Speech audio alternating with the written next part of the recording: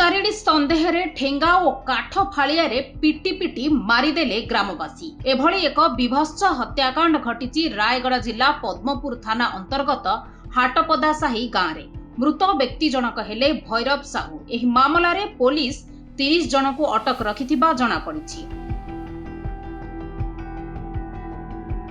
हाटपद गाँव में गत 2 दिन तले जड़े व्यक्तिंकर कौनसी कारणवशत मृत्यु होइतिला।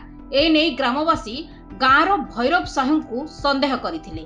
से गुणीगारेडी करिथिबा लोके कहिथिले। एहा परे गाँव में बसिथिला कंगारू कोर्ट। साही भितरे रहुथुबा भैरव को घर भितरु टाणी आनी कंगारू कोर्ट रे हाजर करा जाइथिला। परे आरंभ होइथिला माड़। आगरु प्रस्तुत करी रखिथिबा ठेंगा और काठ फाड़िया रे निर्मम रूपे माड़ मारी चलीथिले साही बासिंदा। जीवन विकल रे भैरव साहीर ए मुंडरू से मुंड पर्यंत धाई बुलीथिले। आ लोके दीर्घ समय धरी गोड़े गोड़ी माड़ मारी चलीथिले। खबर पाई पुलिस सेठारे पहुंचिबा परे पुलिस को मध्य संघबद्ध आक्रमण करा जाइथिला।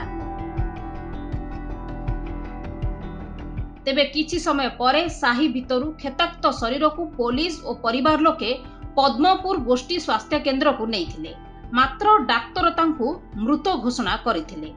दोषी मानंकु कड़ारु कड़ा सजा देबाकू परिवार लोके दाबी करिसंती। पुलिस मृतदेह को व्यवच्छेद पई पठाई देइथिबा बेले एही मामला रे संपृक्ति थिबा अभियोग रे 30 जन को अटक रखा जाइछि। तेबे ए नै तदंत जारी रहिछि। रायगढ़ विजय कुमार दास को रिपोर्ट, खबर ओडिशा।